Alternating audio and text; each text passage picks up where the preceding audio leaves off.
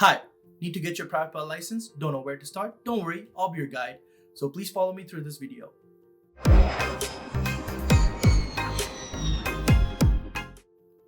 In aviation, private pilot license is the first step that you're going to take towards your goal of becoming a commercial pilot.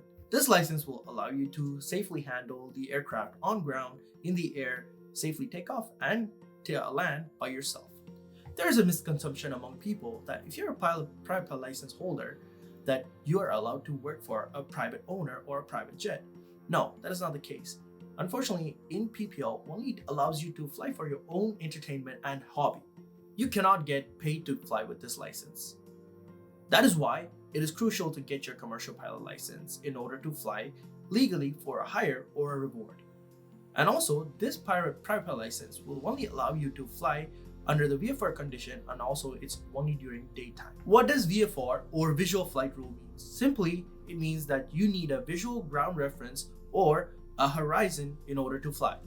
And also, if you like to fly during nighttime or under the poor visible conditions, then you need to get your night rating and your instrument ratings. Now let's talk about the requirements to get this license. First, age. You need to be at least 17 years old or higher. And also for medical, you need category 3 or higher. You need to do these medical tests with a medical examiner. Medical examiners are certified doctors by Transport Canada or your local aviation authority to conduct these tests. To find the local examiner, go to Transport Canada website, press English, scroll down, under most requested, press aviation. Now scroll down and find medical fitness for aviation. Click on that. Now scroll down, under most requested, press on civil aviation medical examiner search. And select the country, submit, and go under. And you could either search it by province or city. But going by city, it will be more accurate. So press on the city and select your city and press submit. And then it will give you on this page the list of all the medical examiner.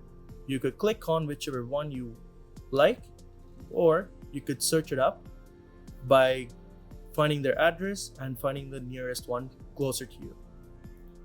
And also, to make your life easier, I will add the website on the description below. If you didn't do your high school in Canada, then you need to do an English proficiency test with Transport Canada. The next part is the fun part. You're gonna buy your pilot starter kit. So first, you're gonna buy your flight bag, your headset, your knee board, and also your pilot logbook. As well as you're gonna buy your charts such as VTA, VNC, and also E6B and a plotter. And for your study material, you're gonna need 2 books, from the ground up and also the flight training manual. Now let's take a look at Transport Canada's requirement. So these requirements may vary from country to country. And also please refer to your local aviation authority for correct guidance. So Transport Canada minimums are 40 hours ground school and also 60% overall pass on your written exam. For your written exam, you're gonna need a recommendation letter from your instructor or your school. You can write this exam at any place where they provide that written exam service, or you could directly go to Transport Canada office and write the exam. You need a minimum overall percentage of 60%. Individually, you need to get 60% on 4 subjects such as air law, navigation, meteorology, and aeronautics, which is the general knowledge. For your flight training, total flight time must be minimum of 45 hours. These 45 hours includes 17 hours dual, 12 hours solo, 3 hours dual cross country, 5 hours solo cross country, plus 5 hours instruments. For my flight training, I actually did my PPL in a university, and my CPL I moved to a different school. So these training structures may vary from school to school. I started with 2 weeks of ground school, and then later we moved to a simulator. In the simulator, we practiced takeoff, basic straight level flight, climbs and descents. Later on, we moved on to the real aircraft, actually practice taxiing, takeoff, and then we went to the practice area to do the exact same thing what we practiced in the simulator, but now in real life.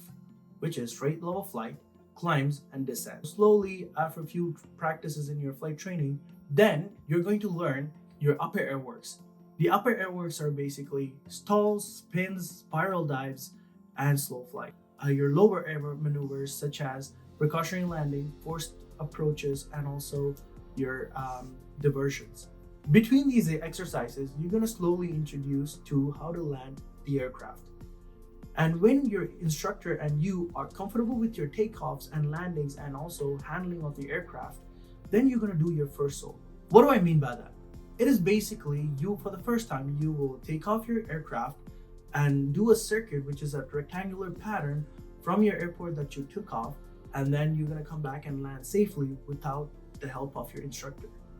And also, once you've successfully done that, your instructor is going to do something like this. Congratulations, first solo! Soaking you in the cold water is one of my aviation old school culture. But this cool culture may vary from place to place. And also, my instructor made sure that water was pretty cold.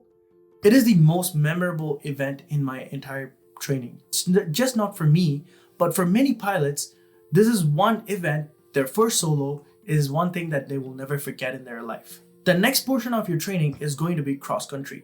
And what is cross country?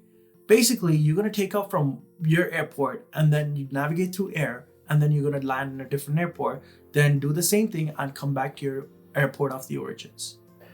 Trust me, it may not be simple as it sounds, at least for the first few flights. I struggled a lot with navigations and diversions. And for you, it could not be the same thing. But it is perfectly normal for pilots to have their strengths and weaknesses. And this part of your training, you will also do your first 150 nautical miles.